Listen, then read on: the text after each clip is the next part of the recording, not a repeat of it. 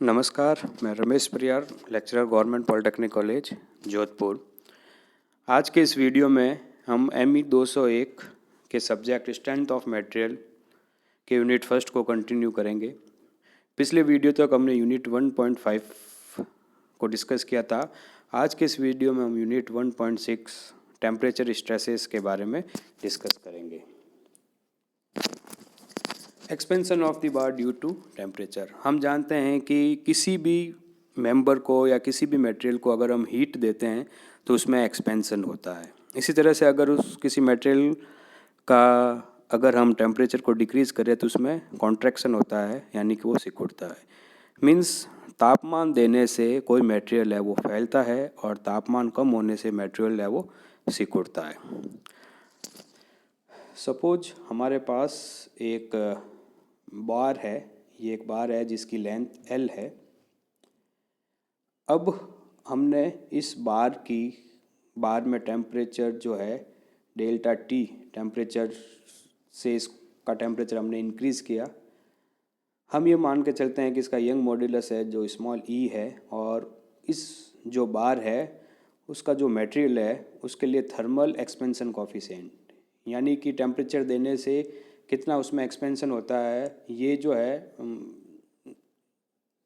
ये कांस्टेंट से दिया जाता है जिसको हम बोलते हैं कोफिशिएंट ऑफ लीनियर एक्सपेंशन। और कोफिशिएंट ऑफ लीनियर एक्सपेंशन जो होता है वो मटेरियल पर डिपेंड करता है। तो हमने ये सपोज कर लिया कि ये जो रॉड है इसका लीनियर एक्सपेंशन कोफिशिएंट है वो अल्फ़ा है। अब हम इस बार को जिसकी लेंथ L है इस पर हम डेल्टा T टेम्परेचर वेरिएशन करते हैं, यानी कि इसके जो टेम्परेचर में इंक्रीमेंट है वो डेल्टा T का टेम्परेचर, डेल्टा T से हम इसका टेम्परेचर बढ़ाते हैं तो इसकी जो लेंथ है उसमें डेल्टा L में वृद्धि होती है। तो हमने टेम्परेचर बढ़ाया डेल्टा T, लेंथ बढ़ के हो गई delta T।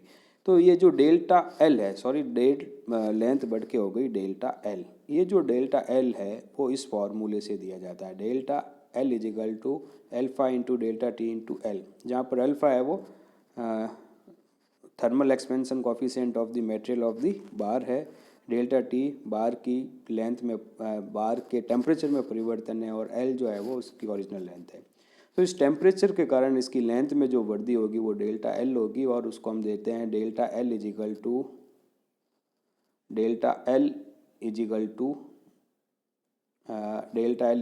Alpha into delta T into L। यहाँ पर अगर टेम्परेचर में इंक्रीमेंट होता है तो लेंथ बढ़ेगी और एक्सपेंशन होगा वो पॉजिटिव आएगा, और अगर डेल्टा T टेम्परेचर नेगेटिव है तो लेंथ है वो घटेगी। तो हमें कुल मिलाकर ये फॉर्मूला याद रखना है कि किसी बार का टेम्परेचर डेल्टा T से बढ़ाया जाए और उसका थर्मल एक्सपेंशन कोफिशिएंट अल्फ़ा हो, उसकी ओरिजिनल लेंथ L हो, तो लेंथ में परिवर्तन हम इस फॉर्मूले से देते हैं। Temperature in homogeneous section of बार। यहाँ पर हम एक बार कंसीडर कर रहे हैं। सपोज ये एक बार है जो कि दो फिक्स एंड के बीच में है। फिक्स एंड यानी रिजिड एंड या अनयील्डिंग। अनयील्डिंग एज का मतलब है कि ये जो एंड है, ये जो दोनों एंड है वो फिक्स है, अनयील्ड है, यानी कि ये अब इनमें कुछ फैलाव नहीं हो सकता। अब जब हम इस रॉड के टेम्परेचर को बढ़ाते हैं तब ये फैलने की कोशिश करती है रॉड, लेकिन चूंकि दोनों एंड जो है वो फिक्स्ड है तो रॉड है वो फैल नहीं पाती। तो इस कारण से इस रॉड के अंदर एक कंप्रेसिव फोर्स है वो डेवलप हो जाता है। ठीक है, तो अगर रॉड के दोनों एंड फिक्स हो और उसके टेम्परेचर को हम डेल्टा T से बढ़ाएं तो उसके अंदर कंप्रेसिव फोर्स होगा। इसी तरह से अगर टेम्परेचर को हम रिड्यूस करें तब इसके अंदर जो है एक टेंसाइल फोर्स डेवलप होगा। तो अगर टेम्परेचर बढ़ाएंगे तो रॉड के अंदर कंप्रेसिव फोर्स होगा, और टेम्परेचर को हम रिड्यूस कर रहे हैं तो रॉड के अंदर जो है वो एक टेंसाइल स्ट्रेस है वो डेवलप हो जाएगी।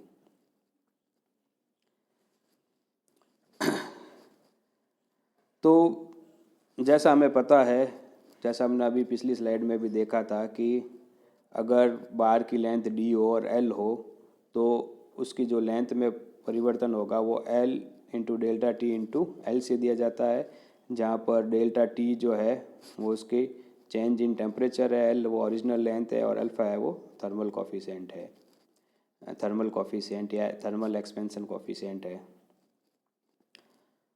अब चूंकि इस बार के जो सिरे हैं, जो एंड है वो रिजिड है, इसका मतलब अगर हम इसका टेम्परेचर बढ़ाएंगे तो इसमें अब कंप्रेसिव स्ट्रेस है वो डेवलप हो जाएगी।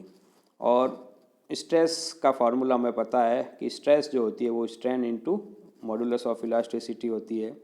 यहाँ पर स्ट्रेन जो होती है वो L into delta T into L, और E जो है वो मॉडुलस ऑफ रिजिडिटी। यहाँ पर हमने L नहीं लिया है क्योंकि हम यहाँ पर स्ट्रेन की बात कर रहे हैं। चेंज इन लेंथ जो होता है वो alpha into delta T into L होता है। ये जो चेंज इन लेंथ है वो alpha into delta T into L है। और स्ट्रेन जो होती है वो change in length upon original length होती है, तो स्ट्रेन जो होगी वो अल्फ़ा इंटू डेल्टा टी हो जाएगी। इस अल्फ़ा इंटू डेल्टा टी को हम जब ई से मल्टीप्लाई करेंगे तो अपने पास ये स्ट्रेस आ जाएगी। तो जो फाइनली जो स्ट्रेस का जो फार्मूला होगा वो होगा अपने पास alpha into delta T into e. और ये जो स्ट्रेस है वो अगर ये जो हमने बार देखी थी, इस बार में अगर हम टेम्परेचर बढ़ाते हैं तो कंप्रेसिव स्ट्रेस डेवलप होगी, और उसका फार्मूला हम इससे देंगे। अगर इसी स्ट्रेस में हम अगर इसी रोड में हम टेम्परेचर को डिक्रीज़ करें तो इसमें जो है टेंसाइल स्ट्रेस डेवलप होगी, और वो जो टेंसाइल स्ट्रेस होगी वो भी इसी फार्मूले से दी जाएगी।